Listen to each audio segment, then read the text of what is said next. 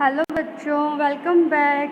In our previous video, we had discussed networking concept कि network क्या होता है, कितने types का होता है. So in this video, we will discuss about introduction to DBMS. कि DBMS क्या होता है बेटा? DBMS का मतलब होता है डेटाबेस को स्टोर करना. अब बात आती है what is the full form of DBMS कि DBMS की फुल फॉर्म क्या होती है. DBMS का मतलब होता है डेटाबेस मैनेजमेंट सिस्टम, जिसके अंदर हम डेटा को स्टोर भी करते हैं और उस डेटा को मैनेज भी करते हैं. अब हमें ये नहीं पता कि डेटा क्या होता है, तो इसको समझने के लिए हम इस चैप्टर को स्टार्ट करते हैं.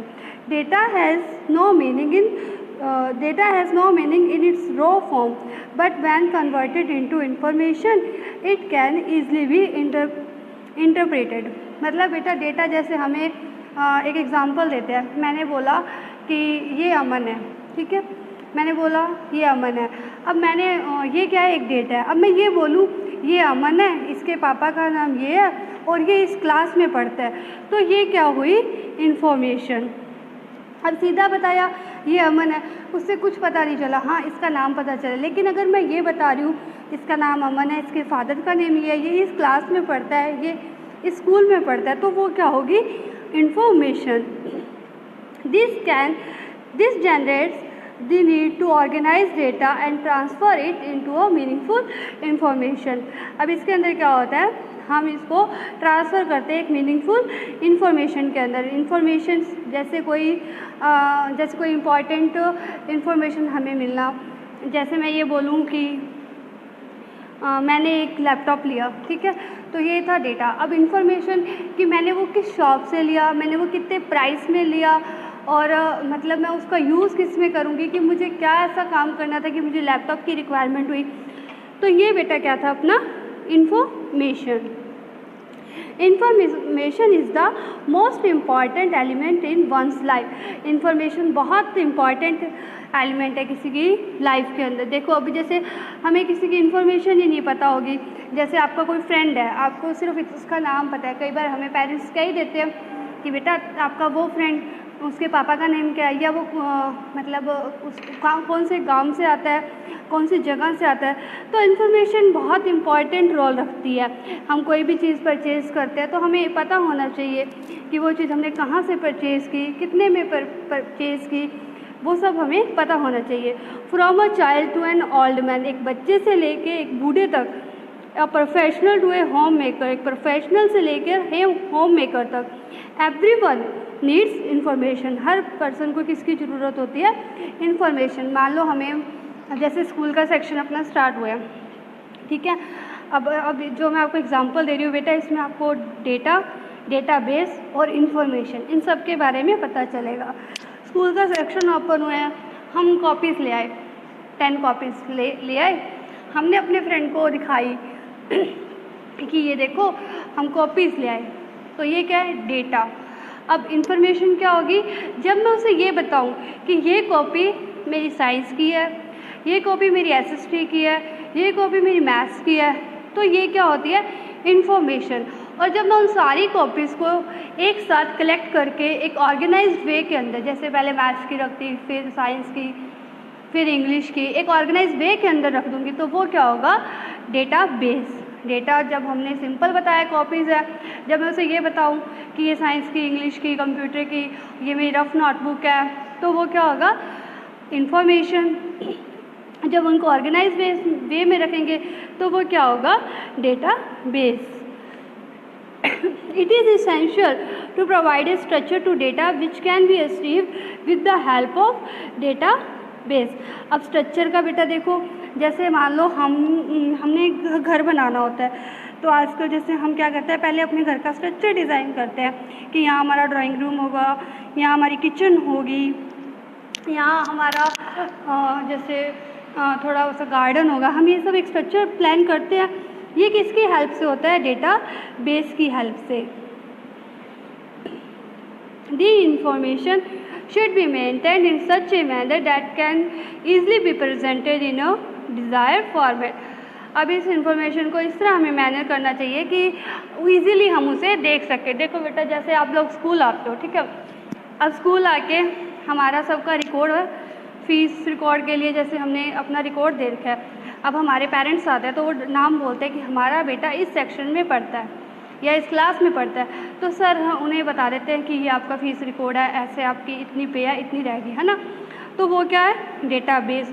उन्होंने डेटाबेस में से इंफॉर्मेशन निकाली। डेटाबेस वो सारा का सारा आपकी स्कूल का कलेक्शन और आपकी इंडिविजुअल इन्फॉर्मेशन पेरेंट्स से मांगी तो उन्होंने इन्फॉर्मेशन निकाल के दे दी कि आपके बच्चे की इतनी फ़ीस पे है और इतनी रहेगी। तो ये क्या था, किसका एग्जाम्पल था, इन्फॉर्मेशन का। और ये एक डिज़ायर फॉर, अब ये तो है नहीं कि सर के पास बस सीधे नाम लिखा है, नहीं, वो एक टेबुलर फॉर्मेट के अंदर नाम, फादर्स नेम और फीस कितनी टोटल है, कितनी पे कर दी, वो सब उस रिकॉर्ड के अंदर एक डिज़ायर फॉर्मेट के अंदर सब सेव है। In this chapter you will learn about the basic concept related to the database. अब इस चैप्टर के अंदर हम कुछ कॉन्सेप्ट अपने क्लियर करेंगे, जैसे MS access, relational database management system. Relational database management system का मतलब होता है बेटा RDBMS, from Microsoft Office suite. अब MS एक्सेस किसका टूल है, माइक्रोसॉफ्ट ऑफिस सूट का। क्लियर। अब अपना नेक्स्ट है जो वो क्या है, डेटाबेस की। डेटाबेस क्या होता है, database it is an organised collection of information. ये एक कलेक्शन है इंफॉर्मेशन का, बहुत सारी इंफॉर्मेशन को जहाँ हम कलेक्ट करके रखते हैं उसको क्या बोलते हैं, database. It that can easily B accessed, managed and updated, जिसको हम इजीली एक्सेस कर सकते हैं, मैनेज कर सकते हैं या अपडेट कर सकते हैं, कोई चेंज कर सकते हैं। जैसे अभी मैंने आपको बताया रजिस्टर, स्कूल रजिस्टर जिसमें अटेंडेंस होती है, वो अब क्या है, डेटाबेस है। उसके अंदर आप सबकी इन्फॉर्मेशन है कि आप किस दिन प्रेजेंट, किस दिन एब्सेंट थे। हम इजीली किसी बच्चे का अगर प्रिंसिपल सर पूछ लेते हैं तो हम इजीली रोल नंबर देख के बता सकते हैं कि ये बच्चा आज एब्सेंट है या प्रेजेंट है। उसको हम इजीली मैनेज कर सकते हैं, अपडेट भी इजीली कर सकते हैं। तो डेटाबेस क्या है, कलेक्शन ऑफ इंफॉर्मेशन है जिसको इजीली एक्सेस किया जा सकता है, मैनेज किया जा सकता है, और अपडेट का मतलब कोई चेंजेस किया जा सकता है। The overall purpose of a database is to record and maintain information that is relevant to the organization and necessary for making decision। अब पर्पस क्या है, अब हमें डेटाबेस की रिक्वायरमेंट क्यों हुई बेटा, the purpose of database is to record, कि हमें रिकॉर्ड रखना होता है। जैसे अब हमें अटेंडेंस रजिस्टर की रिक्वायरमेंट क्यों हुई, क्योंकि हमें बच्चों का रिकॉर्ड रखना है, हमें इन्फॉर्मेशन को मेंटेन करके रखना है जो किसी ऑर्गेनाइजेशन को, हमारे स्कूल के लिए भी नेसेसरी होती है कि फॉर मेकिंग डिसीजन लेने के लिए। जैसे अब अटेंडेंस रजिस्टर है तो आपके पेरेंट्स पूछते हैं कि हमारा बच्चा कितने दिन आया, कितने दिन नहीं आया, तो हम उन्हें ईजिली बता सकते हैं। तो वो किस वजह से पॉसिबल हुआ, डेटाबेस की वजह से। डेटाबेस का यूज़ क्यों करते हैं बेटा, इन्फॉर्मेशन को मेंटेन करने के लिए, और वो किसी ऑर्गेनाइजेशन के लिए भी ज़रूरी होता है और किसी पर्सन के लिए वो हमारे लिए भी ज़रूरी है और आपके पेरेंट्स के भी लिए ज़रूरी होता है। A database is an integral part of your daily life. अब डेटाबेस बहुत ज़्यादा इंटीग्रल पार्ट है हमारी डेली लाइफ का। Everyone likes to maintain his her personal address diaries. अब हर पर्सन चाहता है कि वो अपनी एड्रेस डायरीज को मेंटेन करके रखे। Wherein one record his friends address and telephone number, जिसके अंदर अपनी फ्रेंड के एड्रेस होते हैं या फिर टेलीफोन नंबर्स होते हैं। Have you ever notice that how do you maintain your address diaries, क्या आपने कभी नोटिस किया है कि आप अपनी एड्रेस डायरी को कैसे मेंटेन करते हो। Well you maintain the information alphabetically. अब हमने क्या किया हुआ है, अपनी डायरी के अंदर अल्फ़ाबेटिकली नाम वगैरह लिखे हुए हैं।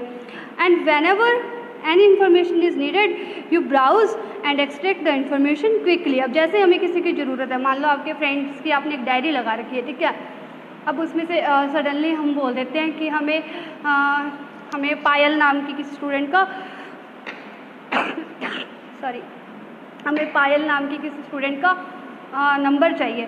तो हम ये तो नहीं कि ए से स्टार्ट करेंगे, क्योंकि हमें पता है पी पे आएगा, हम डायरेक्ट पी वाला पोर्शन निकाल लेंगे, उसमें पायल का नाम ढूंढेंगे और उसका एड्रेस फाइंड करेंगे और इन्फॉर्मेशन को फैच कर लेंगे। From time to time you keep on adding the address of new friend.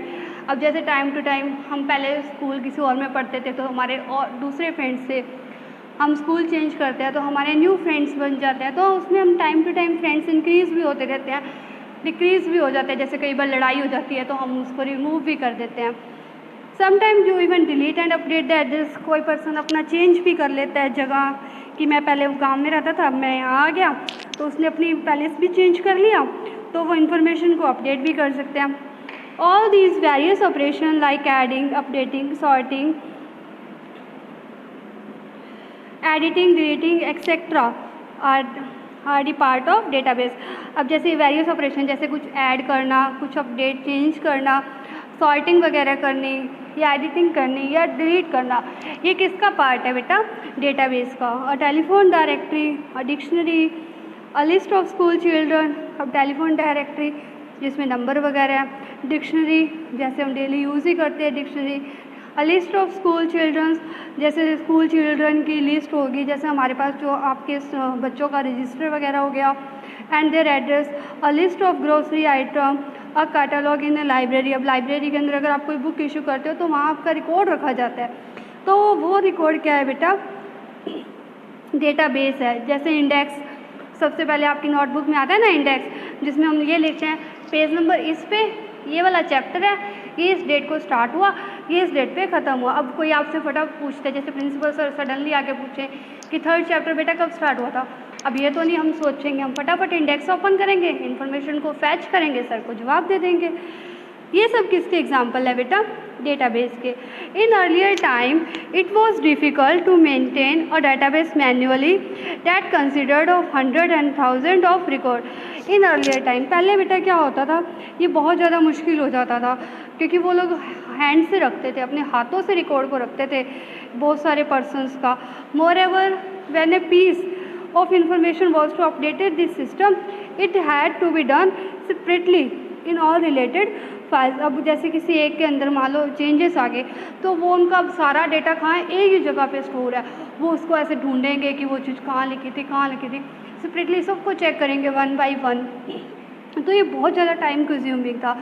अब ये एक इशू आते थे क्योंकि टाइम की वेस्टेज होती थी बहुत ज़्यादा, कि ढूंढना पड़ता था, तो उसके लिए क्या होता था, जैसे अब स्कूल, अब जैसे यहाँ तो हर क्लासेस का इकट्ठा मतलब अलग अलग है ना रजिस्टर, जैसे अटेंडेंस रजिस्टर, पहले ऐसे नहीं होता था, सारे बच्चों का एक ही रजिस्टर पे नाम लिखा जाता था, तो इससे प्रॉब्लम आती थी। इस प्रॉब्लम को रिमूव करने के लिए किसका डिज़ाइन किया बेटा? डेटाबेस का। डेटाबेस का फुल फॉर्म क्या होती है डेटाबेस की?